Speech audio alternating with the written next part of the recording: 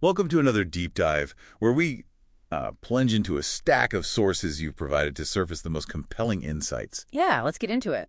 Today we're tackling a figure who looms large in history. I mean, even if you've only encountered him through his silent stone army or, that massive wall associated with his name. Qin Shihuang. Exactly, the man who became the first emperor of China. And to really understand him, you kind of have to appreciate the world he came from. Because before Qin Shihuang, China wasn't a single entity. It was the warring states, period. Right. Centuries of what the sources call incessant warfare. Vicious, relentless strife. That's how they put it. All for territorial advantage and dominance. You had these 7 major states, Qin, Chu, Yes. Yan, Han, Zhao, Wei, Qi, just constantly battling it out. Sounds absolutely brutal. Oh, it was, no question. But what's fascinating, and the sources point this out, is the paradox here. This incredibly violent era wasn't just destruction. Well, it also saw crucial advancements. Military strategy, technology. Think large infantry armies, cavalry, iron weapons. Those really developed then. And not just military stuff. Society, commerce, agriculture, even philosophy and the arts saw huge developments. It actually laid the groundwork for the subsequent flourishing of Imperial China. So out of all that chaos came profound progress. That's quite a tension. It really is. And the sheer exhaustion. I mean, centuries of this. It must have had a deep effect on the people. Oh, profoundly. Imagine living through that. The sources suggest this vicious and incessant warfare would have left states and people utterly depleted. Just worn down. Completely. And this widespread desire for stability, for an end to the turmoil, probably made people, more receptive to the highly centralized and authoritarian methods employed by the state of Qin. Peace, even under a really strict rule, might have seemed better than just endless war. That seems to be the idea, a sort of peace at any cost mentality maybe, born out of sheer desperation. And this competitive environment wasn't just fighting, it fueled intense state building. Rival states were constantly innovating in governance, how they mobilized resources, organized their militaries. Trying to get an edge. Exactly. And Qin's legalist reforms, the strict laws, centralized control, meritocracy, they were an advanced and particularly effective manifestation of this trend. Really sharp. And Qin, which was apparently seen as a bit of a barbarous country by the more central states initially. Yeah, on the periphery. It was perfectly positioned geographically, wasn't it, to capitalize on all this? Yes. Its strategic western location, combined with that incredibly effective legalist-based government and military machine, that gave it the edge it needed to systematically conquer its rivals. Okay, so that's the chaotic, competitive stage he was born onto. Let's unpack how Yingzing himself, that's his name before he became emperor, right? That's him, Yingzing. How he rose within this world. Born around 259 BCE, becomes king of Qin in 246 BCE, at just 13. Yeah, incredibly young. And Qin, at this point, was already the powerhouse state. Already dominant. For sure. Accounts show it already boasting ruthless generals, strong armies, and a well-functioning bureaucracy. But being a young king meant, others were running things initially. Like who? Well, the powerful counselor-in-chief Lu Buwei, for one, and the chief eunuch Zhao Gao, they were major players. And wasn't there that whole persistent rumor about Lu Buwei actually being his biological father? The sources definitely mention those rumors, yeah. Though it's worth noting, they were likely propaganda spread by later writers trying to undermine his legitimacy. Interesting. So, maybe not true, but the power dynamics were definitely real. Oh, absolutely. And when Yingzeng officially came of age around 238 BCE, he didn't hesitate. He moved decisively. Okay, this is where his ruthlessness starts to really show, clearing the deck. It is. He eliminated Zhao Gao, accused him of rebellion and an affair with the Queen Mother, and he compelled Lu Buwei into exile, which ultimately led to Lu Buwei's suicide. Wow. Not subtle moves. Not at all. The sources say these actions demonstrated his political acumen and ruthlessness, and importantly, they cleared the path for his ultimate ambition, unifying all under heaven, Tianxia. So navigating this complex, maybe dangerous early court struggles, it really honed his skills, reinforced that drive for absolute centralized power and zero tolerance for opposition. It seems very likely. These were, invaluable, if brutal, lessons in statecraft. The decisiveness he showed internally absolutely mirrored how he would later deal with external rivals. But it's important to remember you said Qin was already strong. He wasn't building this state machine from scratch. No, not at all. He inherited a state already built for war and control. That powerful apparatus was the product of generations of legalist reforms, going back to figures like Du Xiao and Xiangyang. So his genius, as some sources put it. It was perhaps less about building the state machine itself and more about commanding this pre-existing powerful state with this immense, unwavering vision and will focused entirely on unification. And he knew how to pick his people, right? He surrounded himself with capable advisors. Crucial. Figures like Li Si, that prominent legalist thinker who actually came from the rival state of Chu, and military strategists like Wei Liao. Li Si's influence seems particularly significant. Wasn't there a key moment early on involving him and foreigners? Yes, a really interesting pragmatic moment. Ying Xing was apparently advised to expel all aliens foreigners from Qin, mainly out of fear of espionage. Which seems kind of paranoid, but maybe understandable given the times. Right. But Li Si, being a foreigner himself, wrote what's described as a compelling memorial. Basically, a strong argument highlighting the manifold benefits that foreign talent brought to Qin. And Yingzi actually listened, even though he'd later demand such strict conformity. That seems, well, surprising. He did listen. He relented, rescinded the expulsion order, and actually promoted Li Si. It shows perhaps a surprising degree of pragmatic openness early in his reign, maybe a contrast with the later suppression of diverse thought. Driven by practical necessity. He needed the best people to win, no matter where they came from. That seems to be the calculation. He needed the talent to achieve his goals. Okay, so internal house in order, capable advisors in place. Then came the main event, the conquest. Roughly 230 to 221 BCE, a decade of relentless military campaigns. Relentless is the word, and it wasn't random. The sources highlight a key strategy, allying with distant states and attacking nearby ones. Yanzhou Jingong in Chinese. Okay, so make nice with faraway states like Yan and Qi, or at least keep them neutral. Right. While you focus your firepower on the closer, more vulnerable ones first, like Han and Zhao. Precisely. And then deter the bigger threats, like Wei and Chu, until they were isolated and easier to take down. It's described as a really sophisticated geopolitical approach to avoid fighting everyone at once. Smart. And the Qin military itself, it wasn't just about numbers, was it? No, the sources indicate they combined overwhelming force with espionage, extensive bribery, and the ruthlessly effective leadership of gifted generals. Like who? Who were the key commanders? Figures like Wang Jane, who was crucial against Zhao, Yan, and Chu. His son, Wang Ben, took Wei and Qi. Nishi Teng conquered Han. Meng Wu fought against Chu and Yan. These guys were critical, building on foundations laid by earlier, maybe even more infamous generals like Bai Qi. And you mentioned the nature of Qin warfare evolved. It wasn't just about grabbing land anymore. Yeah, it became about systematically destroying the military capacity of the enemy, a doctrine of total war, essentially. Which sounds incredibly brutal. It was. It came at an immense human cost, including reports of large-scale executions of captured soldiers. Brutal, yes, but terrifyingly effective in breaking the enemy's will and ability to fight back. And their diplomatic maneuvering was just as important as their military might. Absolutely key. They actively worked to counter the vertical alliances, that's his own, where states tried to band together against Qin. They used horizontal alliances, Lanheng, basically using extensive bribery, espionage, and diplomatic pressure to break up these coalitions or ensure key states remain neutral. This high level of strategic foresight prevented them from being overwhelmed by facing all their rivals simultaneously. Okay, let's quickly run through the order of conquest based on the sources. Han went first, 230 BCE. Weakest, capital Zhang fell fast. Yep, the easiest target. Then Zhao in 228 BCE, though parts held out until 222. Already weakened by an earlier battle, we need to talk about that. And their best general, Li Mu, was apparently removed through Qin intrigue before the capital Handan fell. A classic Qin tactic, undermining from within. Wei was next, 225 BCE. Its capital, Daliang.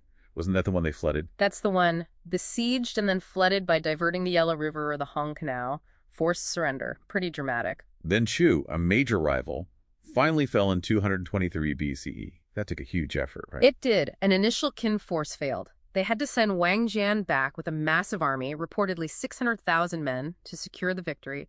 Chu was a tough nut to crack. Yan followed in 222 BCE. Its capital G was taken, its fate probably sealed after that famous failed assassination attempt on Yingzheng by Jing Ke. Right. That only strengthened his resolve. And finally, Qi in 221 BCE. It surrendered without significant fighting, partly because its chancellor had apparently been bribed by Qin. A rather anticlimactic end, but that surrender marked the final unification of China. All 6 rival states defeated in less than a decade. Incredible. Now, you mentioned Zhao being weakened by an earlier battle. That's Chengping, right? 260 BCE. Yes, the Battle of Changping. Even though it happened well before Yingzheng became king, its impact is described as profound on the whole situation he inherited, psychologically and strategically. So Qin under General Baiki versus Zhao. An emphatic victory for Qin. But this wasn't a quick skirmish. Sources indicate it dragged on for 3 years, a series of engagements, possibly involving up to 1 million men in total, if you believe the accounts. 1 million men, the logistics alone. Exactly. Sustaining that the taxation the agriculture needed, mobilizing resources, it's called a testament to underlying administrative and economic strength, especially Qin's organizational capacity. But the outcome, it was horrific. A turning point in sheer brutality, even for that era. It really was.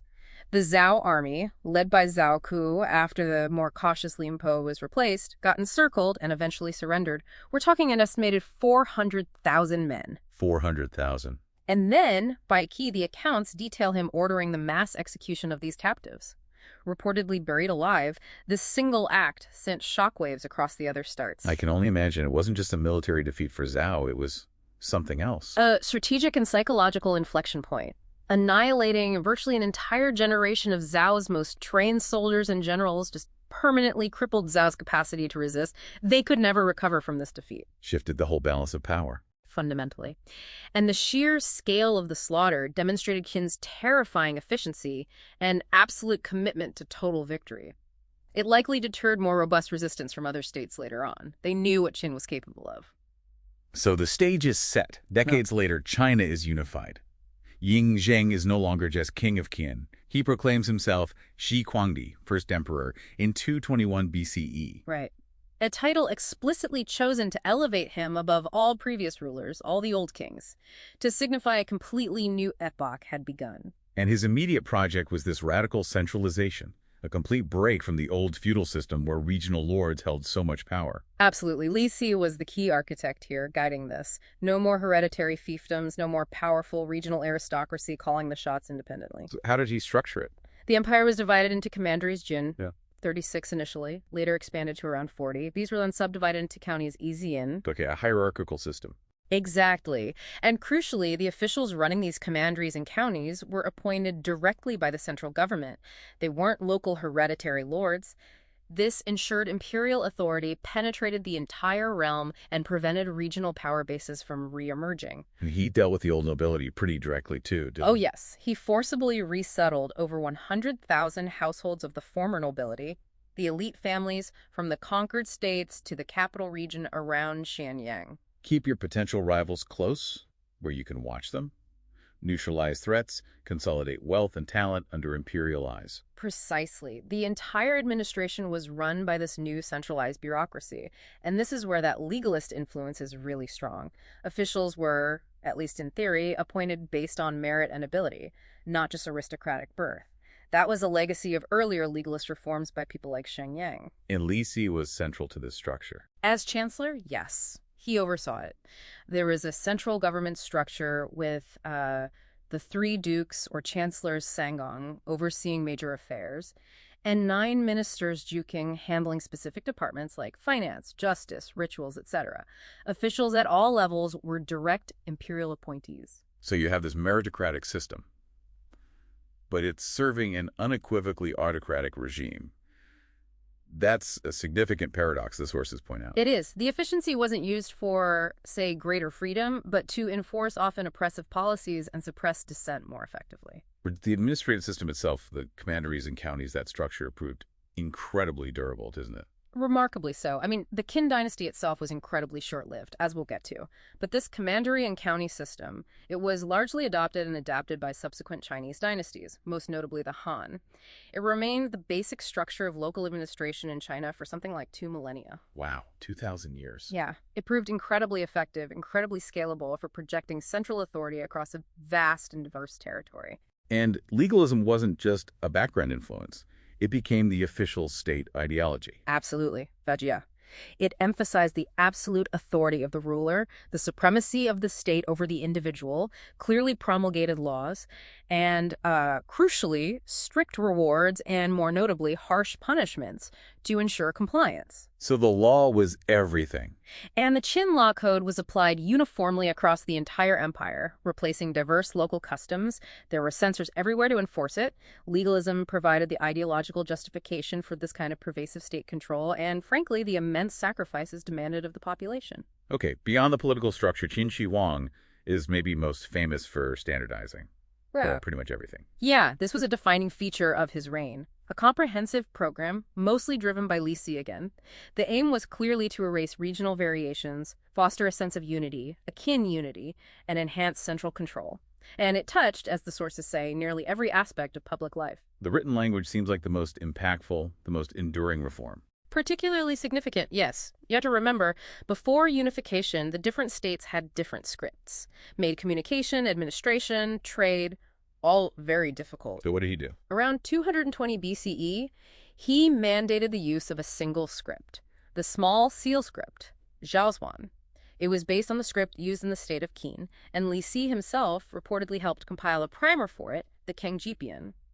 All other regional forms were discarded.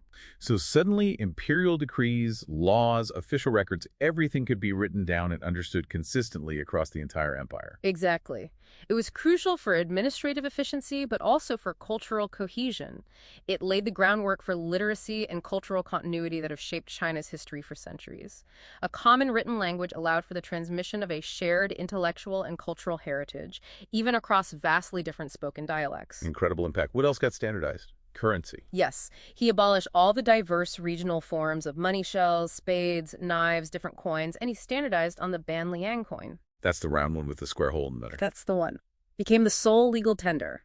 This simplified trade enormously, streamlined tax collection, and really fostered economic integration across the newly unified realm. Weights and measures too, I assume. Same deal.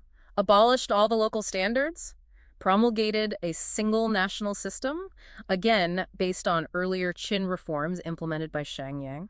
Standard bronze models for weights and measures were distributed throughout the empire, ensured consistency in commerce, taxation, resource allocation, reduced disputes, improved accuracy. And I read somewhere, even the width of cart axles. That seems oddly specific. It does, but it was incredibly practical. He mandated a uniform width for the axles of carts and chariots. Why? So that all vehicles could use the imperial roads, which were built with standardized ruts. Ah, so the wheels would fit the tracks everywhere. Makes sense. Improved transportation efficiency dramatically for civilian goods, commercial transport, and maybe most importantly for Qin, for military supply lines and troop movements. Which leads us neatly to the national road network he built. Another ambitious construction project. Standardized widths radiating out from the capital, Xianyang. The most famous is probably the straight road, the Qinji Dao. How long was that? About 750 kilometers running straight north towards the frontier, built specifically for a rapid military deployment against the Xiongnu nomadic groups. These roads facilitated swift military transport, official communication, and trade across the empire. So looking at all these standardizations together, script, currency, weights, axles, roads, it wasn't just a random collection of rules, it was interconnected. Absolutely. The sources describe it as a holistic vision. They were all parts of an integrated machinery designed to run the empire smoothly from the center. Standardized script for laws and communication, standardized currency and weights for the economy and tax collection, standardized axles and roads for movement and control. It actively worked to erase regionalism and forge a unified Qin imperial identity. And while we can see the clear economic and cultural benefits, the sources suggest the primary motivation might have been something else, something more pragmatic for him. Yes. While the benefits were substantial and certainly long-lasting, the military strategic importance was likely a primary motivation behind many of these standardizations, especially the roads and axle widths. The need for rapid troop and supply movement, efficient command dissemination that was essential for an empire built and maintained by military force. It reflects that foundational reliance on military power that carried over directly from the warring states, period. And isn't the name China itself widely thought to derive from Qin? Or Qin, as it used to be Romanized? That's the most widely accepted theory, yes. Yeah. So these standardizations, particularly the script, even though they were forcefully imposed initially, had incredibly lasting cultural effects. They laid the groundwork for a shared intellectual and cultural heritage, this persistent sense of shared civilization that endured for millennia, even through periods of division. Okay, moving on from standardization. Qin Shihuang's reign is also synonymous with these absolutely massive building projects, the Great Wall, the Terracotta Army. They're tangible symbols of his power and ambition. They certainly are, and they absolutely demonstrate the state's incredible capacity to mobilize resources, labor, materials, everything. But and this is a huge shirt, but the sources stress repeatedly, they invariably came at a tremendous human cost. Let's start with the Great Wall. It wasn't entirely new, right? He connected and reinforced existing walls built by earlier northern states. That's right. He ordered the connection, reinforcement, and significant extension of these existing defensive walls. The primary purpose was clearly defense against the nomadic peoples to the north, particularly the Xiongnu. General Meng Tian was a key director of this massive project. We talked today about the Wanli Changcheng, the 10,000 li long wall. The scale is just immense. Monumental undertaking. And the scale of labor and suffering involved, it's hard to even comprehend. Accounts describe vast numbers of soldiers, convicts, and commoners conscripted for the work. Conditions were apparently grueling, harsh. Food was scarce, discipline brutal. The death toll is said to have been enormous. Some traditional estimates go as high as 400,000 people perished during its construction. And there are reports, grim reports, of many workers being buried right within the wall itself. Just imagine the sheer human sacrifice involved. It's staggering. Just unimaginable suffering on that scale. It is. And that wasn't the only massive project. There was also the Lingqu Canal, built down in the south in modern Guangxi province between 219 and 214 BCE. What was the purpose of that one? Primarily strategic military transport. It connected the Xiang River, which flows towards the Yangtze Basin, with the Li River, which flows towards the Pearl River Basin. This was crucial for supplying Qin armies during campaigns against the Baiyu peoples in the far south. And it was sophisticated engineering for its time. Remarkably so. It involved weirs for diverting water, and it's credited with having some of the earliest contour canals and even pound locks dumen described in history, allowing boats to navigate different water levels. Did it have a lasting impact? Yes, definitely. Long after the Qin Dynasty fell, the Lingqu Canal remained a vital transport artery for centuries, facilitating trade, communication, and irrigation in the region. A truly lasting piece of infrastructure. And then the project everyone knows, perhaps the most astonishing, his mausoleum and the Terracotta Army. Yeah, the most astonishing endeavor of his reign, arguably. Construction near Mount Lai in modern Shaanxi province apparently began when he was just a teenager, right after becoming king of Qin, and continued throughout his entire reign as emperor. The workforce must have been enormous. Sources suggest up to 700,000 conscripted laborers and artisans were involved at its peak. Think about that number. And the army itself, discovered in 1974, it's just breathtaking. It truly is. Over 8,000 life-size pottery figures discovered so far, warriors, chariots, horses, all arranged in battle formation. And the detail. Each figure seems to have individualized features. They were originally brightly painted, too.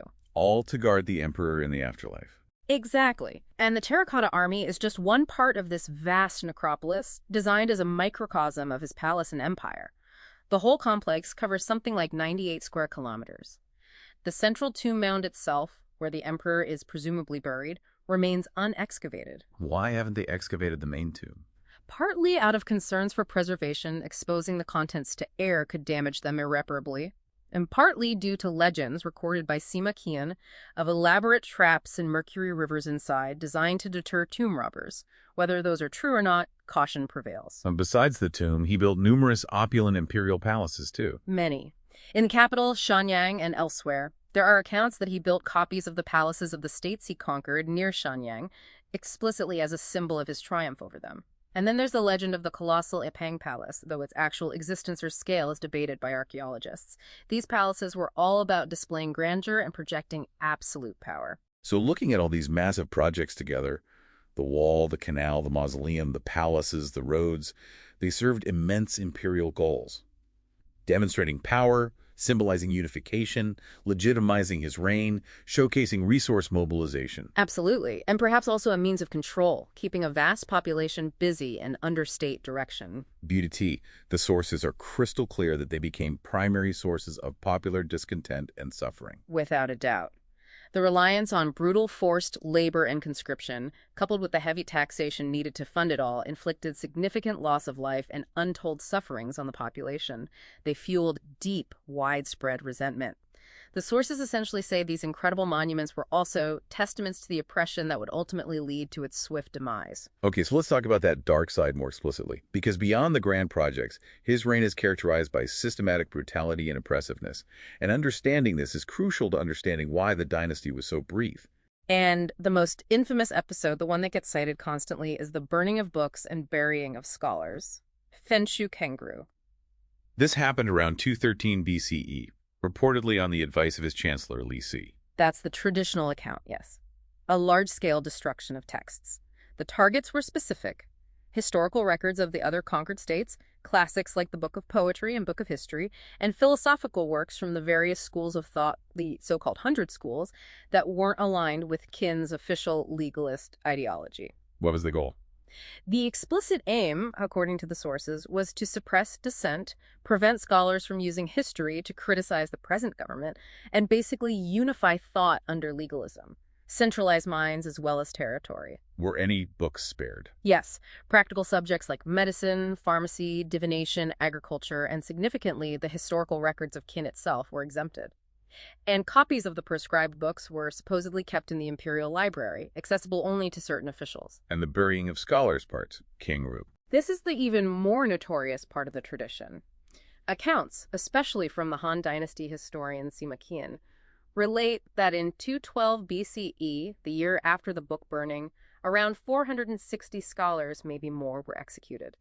Allegedly, they were buried alive in pits near the capital, Shenyang. They are often identified specifically as Confucians. But like the Lu Buwei rumor, there's scholarly debate about the historical accuracy of these traditional accounts, isn't there? There's significant debate today, yes. Modern historians, looking at different contemporary texts and archaeological evidence, question whether the Han sources, like Sima Qian, might have exaggerated or even embellished these events. They had a clear motive to vilify the Qin Dynasty and legitimize their own Han rule, which replaced it. How so? Well, for instance, the word king, while often translated as to bury alive, can also simply mean to execute or to kill in certain contexts. And the victims, identifying them solely as Confucians, might be an oversimplification, projecting later Han categories back onto the Qin. They might have been various kinds of scholars or officials who opposed the emperor's policies. So the exact details buried alive, 460, all Confucians, might be debated. Right, but the general consensus among historians remains that Qin Shihuang did engage in the large-scale destruction of texts he deemed subversive, and he did execute scholars and officials who opposed him. The core event happened, even if the details passed down are potentially biased. So even with historical debate, the act itself represents an extreme attempt at thought control. Absolutely. The sources interpret it as an extreme form of standardization and attempt to standardize thought itself. It reveals a deep imperial anxiety about intellectual diversity, potentially undermining the state's absolute authority. And regardless of the exact details, it fostered deep and long-lasting resentment among the educated classes and became a central pillar in the historical condemnation of his tyranny, especially by later Confucian scholars who shaped the dominant narrative for centuries. And the debate itself really highlights how historical memory isn't fixed, how it can be shaped by the biases and agendas of the authors writing it. Precisely. Han Confucian scholars had a vested interest in painting Qin in the darkest possible colors to justify their own dynasty's rise. Modern historians, using a wider range of evidence, including archaeology, try to move towards a more nuanced, evidence-based understanding. But it's a powerful reminder that historical narratives are constructed, contested, and often reflect the concerns of the time they were written in. Okay, beyond suppressing thought, there's the harsh legal system itself that underpinned everything. A direct, unyielding application of legalist philosophy. It was notorious, even in its time, for its strictness and severity. The explicit aim was simple: maintain social order and state control through deterrence and fear. A uniform legal code was applied across the entire empire, replacing diverse regional laws and customs. What kinds of punishments were typical under this system? Punishments were carefully graded by severity. For lesser offenses, you might face fines. Beatings, flogging was common, hard labor on state projects, or banishment to remote frontiers. And for more serious crimes? Then you had the mutilating punishments, the wuxing. These included things like tattooing the face, amputating the nose, amputating one or both feet, and castration. These weren't just about inflicting pain. They were designed to permanently mark and shame individuals within society. And capital punishment? Reserved for the most serious crimes, particularly anything seen as treasonous or threatening the emperor or the stability of the state. And the methods could be incredibly gruesome, according to accounts. Beheading, being cut into at the waist, being boiled alive, or even being torn apart by chariots. Public and brutal, designed to terrify. And this concept of collective responsibility, that sounds particularly chilling. It's often described as a particularly draconian feature of the Qin legal system. The idea was that all members of a family faced punishment when one member violated the law. Sometimes this responsibility could even extend to neighbors or entire communities. How would they do that? The aim was clearly social control to force mutual policing. If your family or neighbors could be punished for your crime, they had a strong incentive to watch you, report you, and ensure you followed the rules. And the legal process itself, was it fair? Did people get a proper trial? Fair is not the word that comes to mind from the descriptions. The process was weighted entirely in favor of the state. Suspects were often beaten or tortured to extract confessions, operating under what seems like a presumption of guilt. Trials were conducted by a state-appointed judge. There was no concept of a jury or independent defense lawyers as we might understand them today. So what was the overall impact of living under this kind of legal system? Think about it. An all-encompassing legal code, apparently so detailed that, as one source notes, common people frequently did not realize they had committed a crime until they had been arrested. Combine that with the constant threat of harsh punishment and collective responsibility. It created what's described as a pervasive atmosphere of fear, suspicion, and insecurity throughout society. Must have stifled initiative, eroded any kind of social trust. Absolutely, and it was a significant contributor to the widespread discontent that simmered beneath the surface of the unified empire. And the sources point out a kind of systemic flaw in relying so heavily on this approach for long-term rule, right? Yes. By prioritizing coercion and punishment above all else, the law essentially became a tool of state oppression, rather than a system for achieving fair justice or providing redress for grievances. There was virtually no recourse for the accused against the power of the state. It achieved short-term order through fear, definitely, but it fundamentally failed to cultivate any sense of loyalty or popular support for the regime itself. So when the central authority eventually faltered, there was no reservoir of goodwill or perceived legitimacy to sustain it. It just crumbled under the immense weight of accumulated grievances and popular revolt. The fear wasn't enough when the enforcer seemed weak. And all those grand construction projects we talked about, the wall, the mausoleum, the canals, the roads, they all depended on another key element of Qin rule, this crushing burden of forced labor. Absolutely essential to realizing those ambitions. They were only possible through the systematic use of corvée labor, that's unpaid labor required by the state and military conscription, which often involved labor duties too. Was this an obligation for everyone? Under Qin law, sources indicate that all males from 15 to 60 years of age had to work for fixed periods on local public works. But this obligation was frequently extended, and men were drafted for these massive imperial projects, often far from home. Convicts and people who failed to pay their taxes were also sentenced to long terms of hard labor, transported often over great distances to work sites. The scale must have been immense. We talked about 700,000 for the mausoleum alone. Overall. Hundreds of thousands, potentially millions of men were involved in these projects across his reign. It was mobilization on an unprecedented scale. And the conditions for these laborers? Notoriously harsh, according to virtually all accounts. Descriptions mention inadequate food and shelter, relentless, back-breaking toil under brutal discipline from overseers. Unsurprisingly, the mortality rates were exceptionally high. Countless individuals perished from sheer exhaustion, disease, accidents, and mistreatment. It caused significant loss of life and social upheaval, leaving what the sources call a scar on the collective memory of the Chinese people. And diverting so many adult males from farming? That must have had a huge impact on the agricultural economy, too. A major impact. Some estimates suggest that at times, perhaps up to 10% of the total population, mostly the able-bodied adult males, were taken away from agricultural labor for these state projects or military service. In a primarily agrarian society, this diversion led directly to declines in agricultural output, contributing to food shortages and creating immense hardship for the families left behind, usually women, children, and the elderly, trying to tend the fields.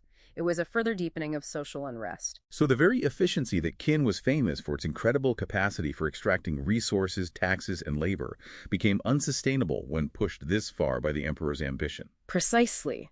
Pushed to extremes by his relentless drive and apparent disregard for the welfare of his subjects, the system lacked any kind of feedback loop or safety valve. Unlike some previous dynasties that might have allowed periods of respite or recovery after major wars or projects, Qin just kept extracting resources and labor without respite. It failed to adapt from its wartime footing. Exactly. It failed to transition from the mode of aggression and maximum extraction needed for conquest to a mode of peacetime governance focused on sustainable rule and the well-being of the population. This continued intensity, the failure to moderate, the failure to address the needs and grievances of the people. It created conditions of suffering, disruption, and deep resentment that made the dynasty incredibly brittle and prone to collapse once the unifying force of the first emperor himself was gone. It essentially kept using the same coercive mechanisms it had used as a state perpetually at war. Which brings us, inevitably, to the swift fall. Despite unifying China and creating this immense imperial structure, the Qin dynasty only lasted about 15 years as an empire. It collapsed just 4 years after Qin Shihuang died in 210 BCE. An incredibly short lifespan for such a monumental achievement, and the reason stemmed directly from the oppressive nature of his rule, combined with the profound political instability that erupted immediately following his death. He died unexpectedly, right? While away from the capital. Yes, on an inspection tour in the east, far from Xianyang. His death was initially concealed by his closest attendants who were with him, most notably the Chancellor Li Si and the chief eunuch Zhao Gao. Why hide it? They were clearly maneuvering, weren't they? That's certainly what the accounts, primarily from Sima Qian again, suggest. They feared losing power under the designated successor. The emperor's original will apparently named his eldest son Fusu as the heir. And Fuzu was seen as competent, maybe less harsh. Exactly. He was perceived as competent, and he had actually criticized his father's harsh policies and the influence of legalist hardliners. Li Si, in particular, feared that if Fusu took the throne, Fusu would replace him with General Meng Tian, the famous general who oversaw the Great Wall construction, because Fusu and Meng Tian were close associates. So, Li Si and Zhao Gao cooked up a scheme. They forged an imperial edict, supposedly from the dying emperor. This fake edict ordered Fusu, who was stationed up on the northern frontier with Meng Tian, to commit suicide. It also ordered Meng Tian to do the same. And they actually obeyed, just based on an edict. Tragically, yes. Faced with a direct imperial command, however suspect, they complied. Fusu killed himself. Meng Tian was imprisoned and later forced to commit suicide too. So the path was clear for Li Si and Zhao Gao's choice. They installed a younger, reportedly much more pliable son, Hu Hai, as the second emperor, Qin Shi. He was a weak ruler, easily manipulated and effectively controlled by Zhao Gao, who quickly amassed enormous power behind the throne. Under Qin Shi's brief reign, the tyranny of the Qin regime actually intensified as Zhao Gao pursued his own ruthless agenda. And Zhao Gao didn't stop there, did he? He eventually turned on Li Si too. No loyalty among conspirators, it seems. Zhao Gao eventually engineered Li Si's downfall, accusing him of treason. Li Si was executed in a brutal manner, reportedly cut in two at the waist in the marketplace. Just ruthless infighting. Completely. Zhao Gao's power grew, but his tyranny fueled more resentment. He eventually even forced the puppet emperor, Qin Shi, to commit suicide when rebellions were spiraling out of control. He briefly tried to install Fusu's son, Ziying, as a figurehead ruler, notably, as king, not emperor, perhaps sensing the imperial title was lost. Did Ziying turn the tables? Ziying managed to plot Zhao Gao's assassination shortly after taking the throne, but by then it was far too late. The empire was collapsing. These constant palace intrigues and bloody purges fatally undermined the authority and legitimacy of the Qin court just when it needed stability the most. So the extreme centralization that Qin Shihuang built intended to make his power absolute. It ironically made the whole system incredibly vulnerable once he was gone. That's a key insight the sources offer. It was acutely vulnerable to manipulation by that tiny inner circle around the emperor. The system lacked robust, independent institutions or clear, widely accepted protocols for a smooth and legitimate transfer of power. Its legitimacy was so overwhelmingly tied to the person and absolute power of the founder That when that link was broken, Yeah. and the inner circle proved corrupt and self-serving. it just quickly unraveled. And ironically, Lacy's own policies suppressing all dissent, concentrating power solely at the top, helped create the very environment where this kind of unchecked intrigue could flourish after the emperor's death, ultimately contributing to his own downfall and the dynasty's unraveling. And while all this chaos was happening at the top, all that simmering resentment among the population finally boiled over into open rebellion. Absolutely. That oppressive rule we've discussed, the harsh laws, the brutal punishments, the crushing taxes, the relentless forced labor had created widespread and deep-seated resentment across virtually all layers of society. It was a powder keg, just waiting for a spark. And that spark came in 209 BCE, just a year after Qin Shihuang's death, with two commoner officers named Chen Sheng and Wu Guang. That's the traditional start of the major uprisings. They were apparently leading a group of conscripts to a garrison assignment. They got delayed by heavy rain. And under Qin law, being late was a capital offense. Under the draconian Qin military law, yes. Being late for mobilization, regardless of the reason, apparently meant execution. So, facing certain death either way, they chose rebellion instead. And their rallying cry was incredibly powerful, wasn't it? Something like, "Our kings and nobles born to their ranks." Exactly. Wow. Our kings, nobles, generals, and ministers inherently born to their high status. That question resonated powerfully, with an oppressed population suffering under a rigid system that seemed to offer no hope, demanded everything, and punished minor infractions with death.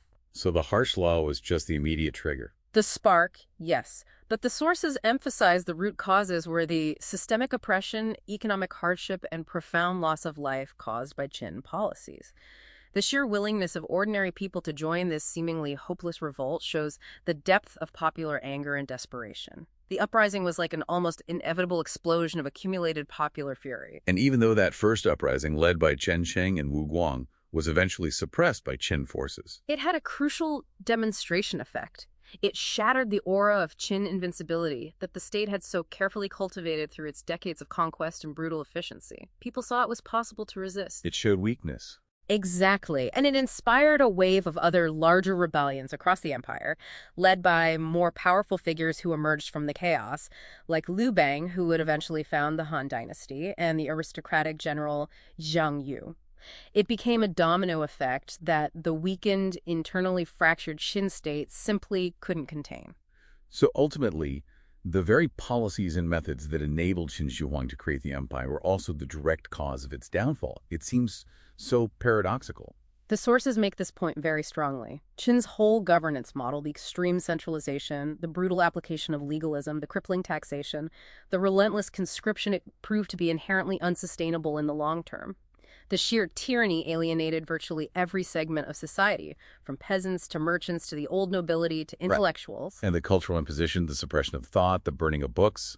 That contributed significantly to cultural resentment and deprived the regime of potential support or legitimacy from local elites and the educated classes. The overemphasis on the monarch's absolute personal power left the entire structure dangerously vulnerable when you had a weak or manipulated ruler like Qin or Shi. And fundamentally, it just failed to adapt after the conquest was complete. It didn't offer any kind of peace dividend. No, not at all. Legalism, as implemented by Qin, was arguably brutally effective for the specific task of unification through warfare and coercion. But it was ill-suited for the long-term administration of a vast, unified empire that needed some level of buy-in, stability, and popular support, not just fear to endure. It did not moderate after 221 BC. It just kept going at the same intensity. Yes. This failure to adapt its methods, to transition from that wartime footing to something sustainable, to address the fundamental needs and grievances of the diverse population it now ruled. That was a fundamental reason for its rapid collapse. It kept applying the same coercive mechanisms it had used as a state perpetually at war. And that forceful cultural imposition, the lack of genuine cultural integration across the diverse regions, just made rebellions easier to ignite and loyalty harder to command. So a very brief dynasty in the grand scheme of things. 15 years as an empire, yet its impact on the whole trajectory of Chinese civilization was, well, immense. Profound and extraordinarily long-lasting, as the sources put it. Despite its brevity and brutality, it laid the foundational template for much of what followed. It established the approximate boundaries and basic administrative system that all subsequent Chinese dynasties were to follow for the next 2 millennia. 2 millennia? That's staggering. What were the core elements that lasted? The idea of a vast, unified empire under a single supreme ruler, the emperor or huangdi, the centralized bureaucracy, the commandery and county system as the basic structure of local administration. Qin Shihuang established the basic pattern of China's political system for more than 2,000 years. And the Han Dynasty, which followed Qin and lasted for centuries, consciously rejected Qin's harshness but kept the framework. Exactly. The Han rulers were very critical of Qin's brutal legalism and oppressive policies. They had to be to legitimize their own rule. But they largely adopted and built upon its administrative framework, recognizing its effectiveness for governing a huge territory. So they kept the structure but changed the operating system, so to speak. That's a good way to put it. They pragmatically modified the rigid ideology, incorporating Confucian principles that emphasized morality, ritual, and the ruler's responsibility for the people's welfare. This helped them gain broader legitimacy and popular support. They learned from Qin's failure. The administrative structure was sound, even brilliant, but the ideology and the ruthless methods were not conducive to long-term stability. So the Qin unification created a kind of powerful path dependency for future Chinese history. Once unified, that became the ideal. It absolutely did. The ideal of a unified China, Zhonggu, under a strong central authority, became the dominant aspiration and political norm for millennia. Qin set the template for future dynasties. Even during long periods of division and warfare that followed later, the memory of Qin's unification served as a touchstone, influencing political goals and shaping the long-term trajectory back towards reunification. It enabled the Chinese to think of themselves as members of a single kingdom, a single cultural political entity. And beyond the political and administrative structures, those standardization reforms we talked about played a huge role in shaping that shared identity too. Crucial role, yes. Fostering a common Chinese identity and cultural cohesion over vast distances. Those sweeping standardizations, language, currency, weights, measures, broke down regional barriers and promoted interaction and integration in very practical ways. The standardized script seems particularly key here. Particularly significant, yes. It laid the groundwork for literacy and cultural continuity that have shaped China's history for centuries. Having a common written language meant that laws, administrative documents, literature, philosophy could be disseminated and understood by educated people across regions speaking different dialects. This created a shared intellectual and cultural heritage. It was essential for communication within the empire and for developing a unified imperial culture. And the other standardizations reinforced this. Currency and weights and measures facilitated trade, economic integration, and unified tax collection. Uniform axle lengths improved transportation and communication. Together, these reforms really did set the stage for the development of a shared Chinese identity and civilization that proved incredibly resilient. Okay, finally, let's talk about how history has looked back on Qin Shihuang himself. Has the view of him changed much over these past 2,000 years? Oh, constantly debated. His historical assessment has been subject to continuous reinterpretation for over 2 millennia, reflecting changing ideologies, political needs, and, more recently, new evidence. What was the traditional view, the one that dominated for centuries? For a very long time, the dominant narrative, largely shaped by Confucian scholars starting in the Han Dynasty right after Qin fell, portrayed him as the archetypal, ruthless tyrant. The ultimate bad emperor. Pretty much. They condemned his brutality. The burning of books and burying of scholars was Exhibit A, his harsh legalism, his oppression of the people.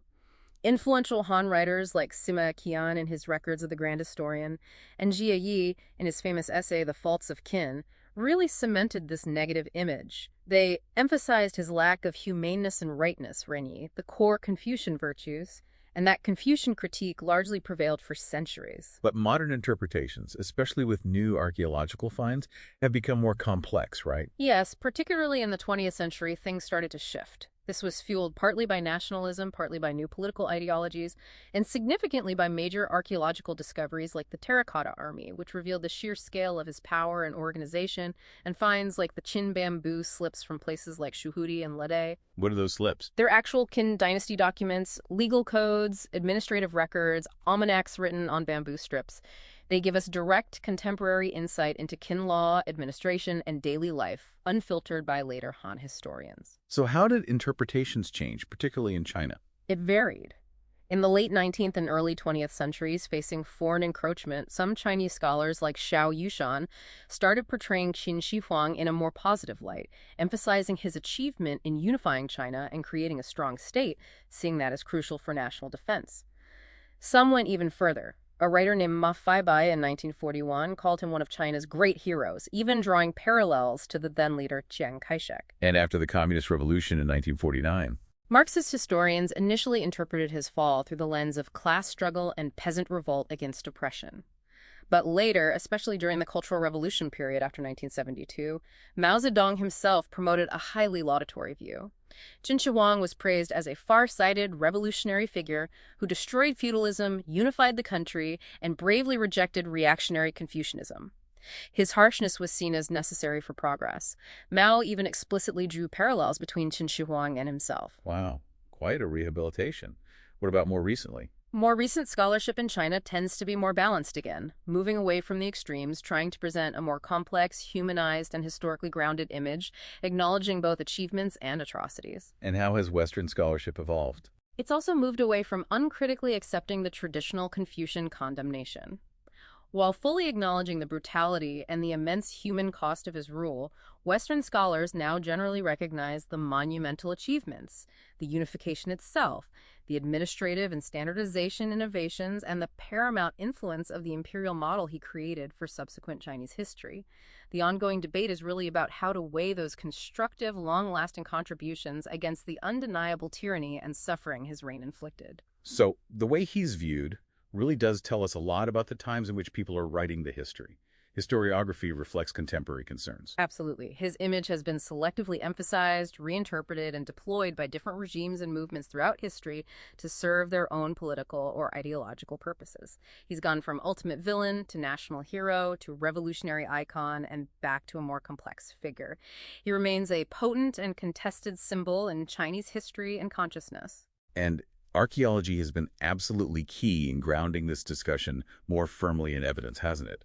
Moving beyond just relying on potentially biased traditional texts. That's been incredibly important. The Terracotta Army provides this stunning, visceral testament to the power, resources, and organizational capacity he commanded. And finds like the Shuhudi bamboo slips offer direct, empirical insights into the actual laws, administrative practices, and even daily life under Qin rule. This archaeological evidence helps corroborate, sometimes contradict, and always nuance the traditional accounts. The study of Qin has become much more evidence-based as a result. Okay, so to try and sum all this up, Qin Shihuang remains just one of history's most pivotal and deeply paradoxical figures. Absolutely. Pivotal and paradoxical captures it well. His reign was incredibly brief, but it unleashed cataclysmic change and had a monumental, lasting impact. He was the great unifier, yes, but he forged that unity through relentless, brutal force. On the one hand, he ended centuries of devastating warfare during the Warring States period, an immense achievement in itself. He built that centralized administration that formed the bedrock for 2 millennia of Chinese imperial rule. He imposed those sweeping standardizations, script, currency, weights, measures that fostered cultural cohesion and economic integration, and he undertook those grand constructions that showcased state power and engineering prowess on an unprecedented scale. But the other side of the coin is just as stark. His rule was defined by harsh legalist ideology, the infamous burning of books and burying of scholars that suppressed dissent, and the colossal human cost of his military campaigns and building projects. The reliance on forced labor and heavy taxation inflicted immense suffering and bred deep, widespread resentment among the population. And paradoxically, as we discussed, the very methods that enabled his success, that extreme centralization, the reliance on coercion, the unsustainable demands were the same factors that led directly to his dynasty's rapid, violent collapse just a few years after his death. The system was brittle. Yet, despite the dynasty's ephemeral nature, the legacy was extraordinarily enduring.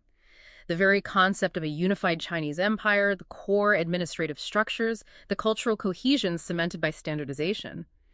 That became the template his successors, like the Han, had to grapple with, adapt, and build upon for centuries. And how we view him, how history judges him, continues to evolve, reflecting new evidence, changing values, and the ongoing debate about his complex legacy. He remains this incredibly compelling figure, a powerful testament really to the complex interplay of vision, ambition, power, brutality, and consequence. His story serves as a potent reminder of that enduring tension between the pursuit of unity and order and the human cost of absolute power.